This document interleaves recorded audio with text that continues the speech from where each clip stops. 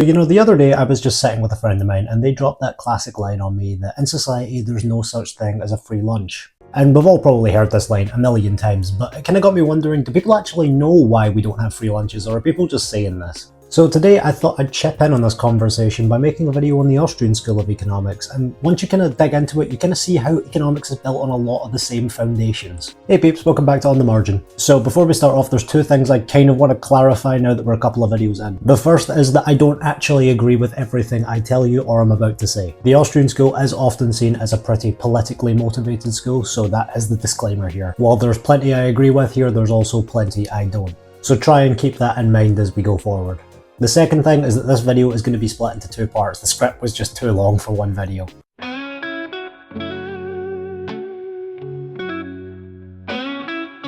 Though maybe in your time you've heard of a little thing called praxeology. It was introduced by this guy called Ludwig von Mises, who is from Austria. And in the context of the modern Austrian school, this epistemic method really defines who is and isn't an Austrian, at least in the contemporary sense of things. At the core of it all is this concept of human action. Human action, as defined here, is purposeful behaviour that uses physical and mental capacity in order to achieve its goals or values. The big Austrian argument for why there's human action at the core of everything is that it's undeniable unless you end up in a performative contradiction. They say that any attempt to deny human action is incoherent because you have to commit human action to deny it. This is one part that I'm not sure I buy the argument on. But to clarify our terms a little bit, let's explore the meaning of what a performative contradiction is. So a performative contradiction is something that is expressed in a statement in its relationship to the action. For another kind of example, if we think back to our video on Descartes, any attempt to deny our own existence results in our existence to deny it. Therefore, we're in a state of performative contradiction. In effect, we can't deny something without presupposing it to be true. So Mises published this very famous book called Human Action in 1949, which was his magnum opus, and in that he states, "Human action is purposeful behaviour, or we may say, action is well put into operation and transformed into an agency, as aiming at ends and goals, as the ego's meaningful response to stimuli and to the conditions of its environment, as a person's conscious adjustment to the state of the universe that determines his life." So something I want to bring to your attention quickly is that there's a very big emphasis on this notion of purposeful action and this idea of well put into operation. A careful listener might see or might object already that this is presupposing two important notions. One, the importance of free will, and two, a presupposition over substance dualism.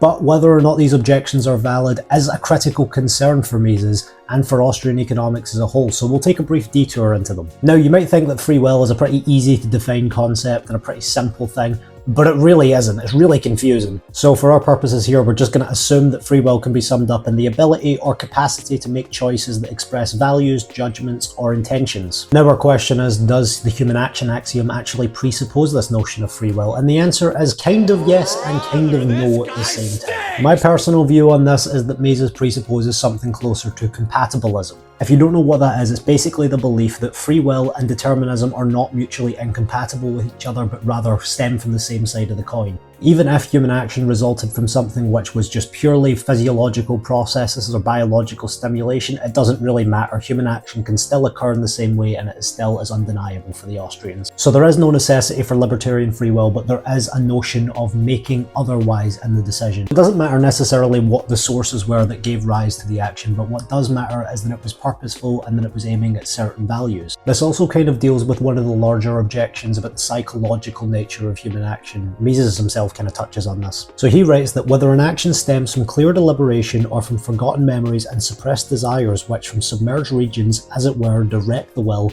does not influence the nature of action. So now we kind of know that human action can exist within this compatibilist space, but what about substance dualism? Because that's a little bit more complicated. So for those unfamiliar, substance dualism is basically the idea that human beings consist of two separate properties. There is the extended body and the non-extended immaterial soul or mind. If you think about it in the concept of materialism, the physical or the body is the material world, and that's why it's extended. The soul or the mind is the immaterial world, and hence it's non-extended. So what is my view? Does the action axiom presuppose substance dualism? Probably not. It's not incompatible with the concept, but it also doesn't require it to be true. And the reason for this is that having a will or displayed agency doesn't necessarily require that you have some metaphysical commitment to an immaterial mind or soul. But it is important to clarify that this is my view, not necessarily Mises's, because he takes that substance dualism does need to exist to some degree in order to explain certain things. I simply think that this metaphysical commitment isn't necessary. So Mises again writes, as long as we do not know how external facts, physical and physiological, produce in a human mind definite thoughts and volitions resulting in concrete acts, we have to face an insurmountable methodological dualism. Okay, anyways, moving back to the main kind of content after that little detour, there's a few kind of preconditions that need to be met in the Austrian view for anyone to act in the first place at all. So in the first place, they have to demonstrate some sort of understanding of causality. They have to know that an effect can lead to a cause at a later point in time. And the second part of this is that they have to be in some way dissatisfied with the present state of affairs and they can imagine a possible way to attain a better future. So if it's true that people can only act if they can imagine a better future in the first place, then it implies a really important concept for Austrian economics, or economics more generally, which is human valuations.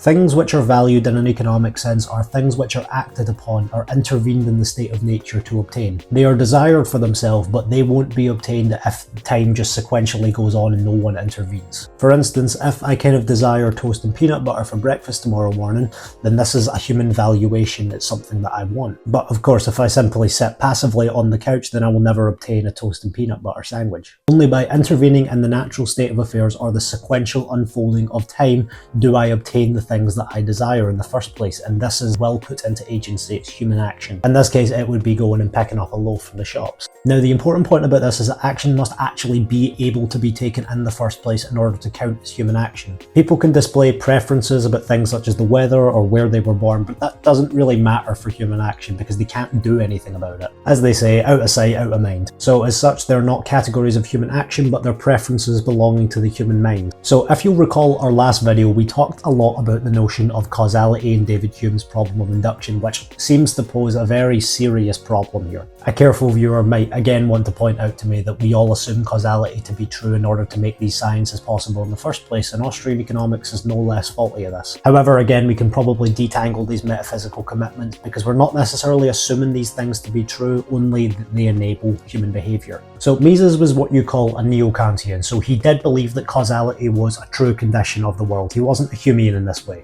However, if you wanted to take the Humean stance, you could still easily say that causality must be assumed in any action in order to operate or orientate yourself within the world. If we were not capable of understanding or at least assuming that A leads to B, we would exist in almost a vegetative state with no consciousness at all. I would never have recorded this video if I didn't believe that it would satisfy me in some possible way.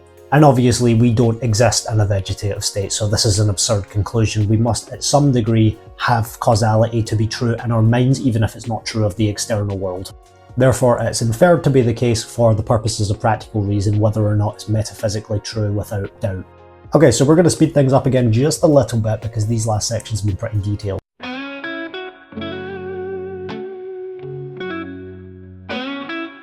So as we discussed before, the main part of human action is the empirical part. It's the will put into agency in the actual world. It's not just an abstract theory. And generally speaking, economics and social sciences as a whole are sciences of human behaviour. If you want to use the word science, that's murky territory. And we can't simply sit and ponder in our own heads using our own mind about what actually happens to other people this whole time. Wittgenstein once remarked that it was an arrogant assumption to assume that what happens in our own head happens in everybody else's. So we must actually deal with the empirical content of human action at some point, and for Mises this was means and ends. Ends are basically like the formal versions of the human valuations that we discussed above. They're things which are desired. However, rather than valuing certain goods or certain things, ends are the actual things we value them for. So for instance, my toast and peanut butter, I don't value that in of itself, but I value it for satisfying some desire such as hunger or boredom. So basically every single action that's possibly taken is done in pursuit of some greater value. And means are the very important parts to this because they're the strategies which we employ in order to obtain those valuations. So acting means intervening in the natural state of affairs using your own volition, well, whether that come from biological processes or from a libertarian free will. The human mind has to figure out in some way what is appropriate action to take, how it should be taken, the right time to take it, the available resources, the surrounding environment. There's lots of different subconscious reactions and different things that happen in your brain before doing anything at all. So to return to our peanut butter example, eating this is a means to satisfy some other end, such as hunger or boredom. However, of course, as we all know, that these means are fundamentally limited. We have basically infinite desires and very limited means to get there, and this is called the problem of scarcity.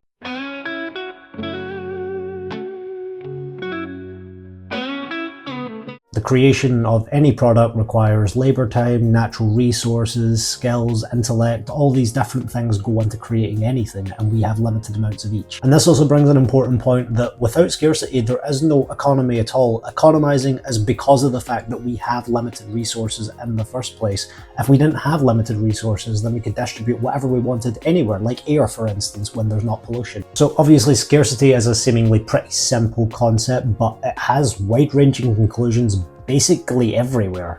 There is branches of economics also that advocate something called post-scarcity, but personally I don't think it's very serious. You guys can make up your own opinion on that. So if you also bring to your head the phrase that no one person can do everything, this is just another reflection of what scarcity means in economics and human society, that we all have very limited amounts of things that we can do. But this also creates a very important conclusion for us, which is that because we can only obtain very limited amounts of things, we effectively have to rank or value our judgments in certain ways if we have infinite desire.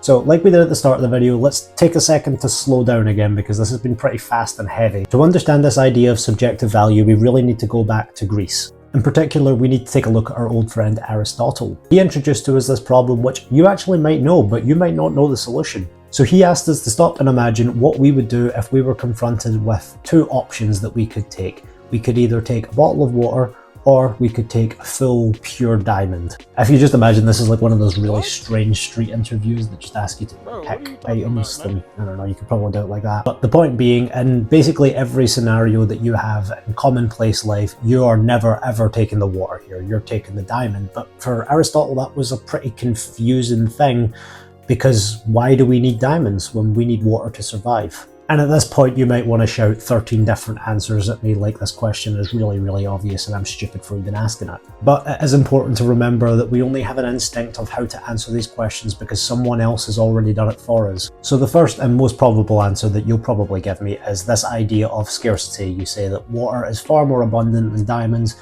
and scarcity gives things its values and therefore diamonds are more valuable. However, if you said this, I would have to say that you're wrong and I will tell you why.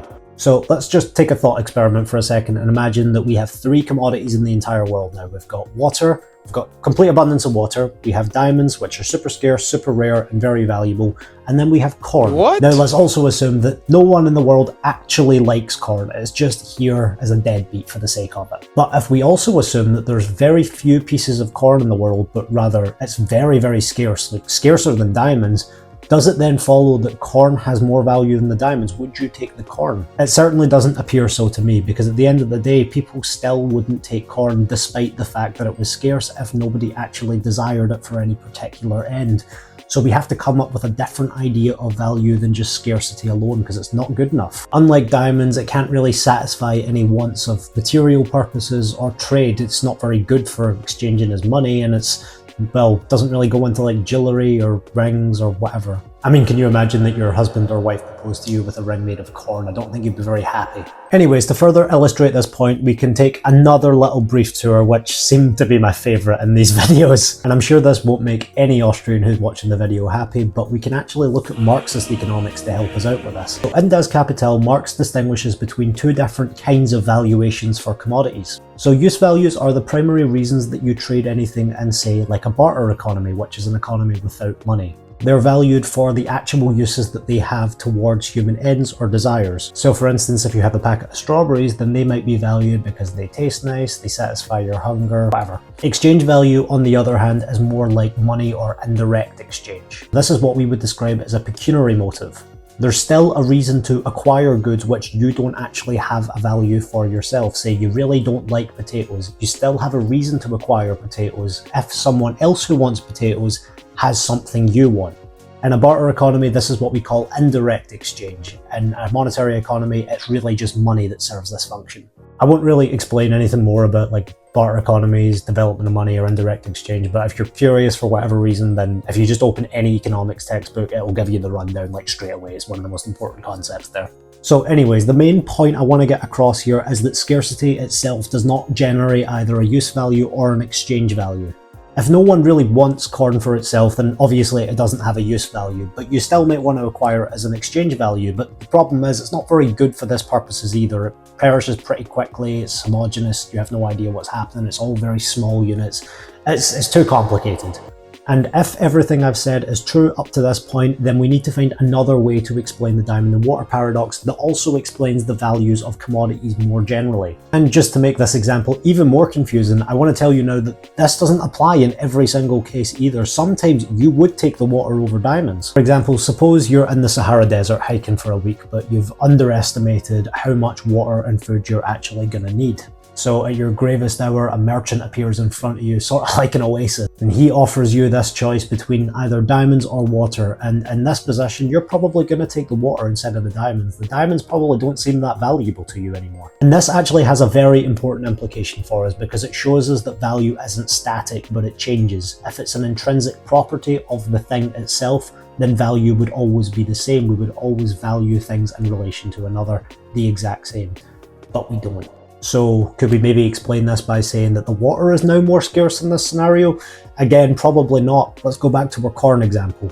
If we again imagine that corn is still liked by nobody, which is really unfortunate for corn here, we probably still wouldn't take it over the water because we need the water to survive, even though it's not as scarce. And for another thing, you probably couldn't say the water is any more scarce than the diamonds are because you have precisely none of either. So then how the heck do we actually explain this paradox, and what the hell has Aristotle got to do with the Austrian school? Well, you may have heard of a little term in economics before called marginalism. We had three very important guys in marginalist economics who were considered the founders. That was Karl Menger, Stanley Jevons, and Leon Walras. It's now referred to as the marginalist revolution, which happened around the 1870s. On their own, these guys were like titans of economic theory, but together they basically laid the whole foundation for what we now conceptualize as microeconomics. The one we want to focus on is Karl Menger because he's popularly considered the founder of the Austrian school.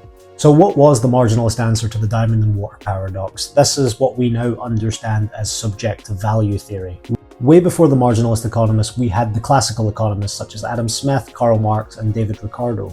And before anyone gets mad at me lumping Karl Marx in with that, I'm doing it for the purposes of value theory. Adam Smith and David Ricardo in particular had what we call a cost of production theory of value, where they said that the value of goods came from the fact that they had a cost to be produced. However, the problem with that was that people then asked, where the hell do you get the costs? Because inputs are goods themselves as well. So then where does the value of an input come from? There was also Karl Marx's labour theory of value, which has its own problems. So Karl Menger instead decided to try and find a theory of value that was firmly rooted in the individual decisions of people themselves. He didn't conceptualise this as a function of inputs, as prices, or other objective factors, but they were firmly rooted in the human mind where these values were actually coming from. He said that we value goods because of their ability to help us attain these certain ends, and that is what gives rise to prices. For instance, if we just imagine for a second that my end here is that I want to smell good, right? And I have a perfume bottle. When that's full of perfume, that's great for me. I probably value it very, very highly because it's immediately wanted by me. But if I have a perfume bottle that has no perfume in it, then the bottle's useless for me. This shows the non-static nature of value across commodities and across times, depending on circumstances and changing wants. So Menger elaborated on this a little bit more in his classical text, Principles of Economics. He wrote that the value of goods arises from their relationship to our needs and is not inherent to goods themselves. With changes in this relationship, value arises and disappears. For the inhabitants of an oasis who have command of a spring that abundantly meets the requirements for water, a certain quantity of water at the spring itself will have no value. But if the spring, as the result of an earthquake, should suddenly decrease its yield to such an extent that the satisfaction of needs would no longer be fully provided for, each of their concrete needs for water would become dependent upon the availability of a definite quantity of it. This is a very similar example to our Sahara Desert one, where the availability of water decreases, the amount of ends that are met from that water decrease, and therefore the value of it goes up. So of course, different goods are valued differently across spaces and across time. I might value the same good much less than I did before. In fact, this is another really important concept in marginalism, where the more you get of something, the less you value of it. This is typically called diminishing marginal utility. So let's just suppose for a minute that I really like ice cream. I really like ice cream, and I want it more than anything in the world. Like, to get a Ben & Jerry's, I would kill. And we're just going to imagine this is a world where any of us can actually afford Ben & Jerry's, which is not the one I live in. So maybe I just happen to be their first customer of the year or whatever. Imagine this is January 1st.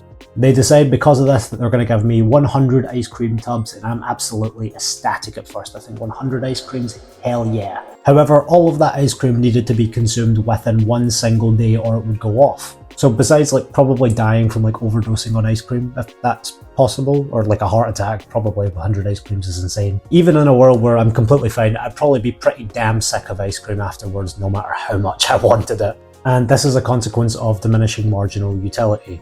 So first, let's kind of define what we mean by on the margin in the first place, which I hope you noticed the channel name, by the way. I was so proud of myself for that name.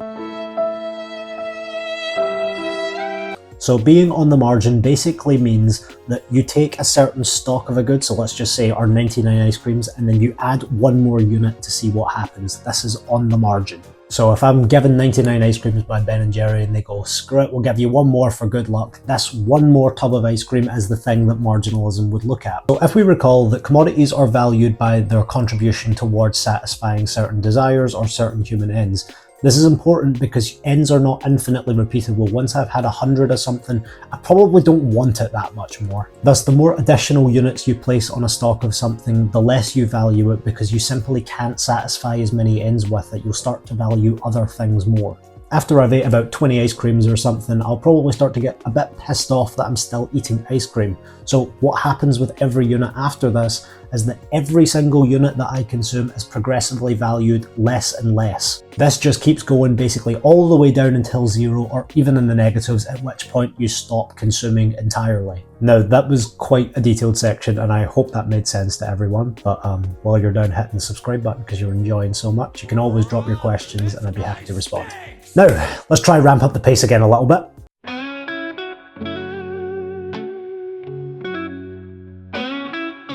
So the last thing I want to talk to you guys today about is something called opportunity cost, which is an essential concept of economics. I don't think you can understand anything in the field without understanding opportunity costs first. This directly follows on from the fact that we have scarce means, infinite ends, and subjectively ranked values. And it's also mainly where this concept of the free lunch comes in. What they often mean is that it comes with the cost of the next available alternative, or doing something else with your limited resources. By doing one thing, you sacrifice all the other things that you possibly could have done with that time. For instance, by me sitting here recording for an hour and a half, Jesus, I have forgone doing other stuff that I probably should have been doing, like work.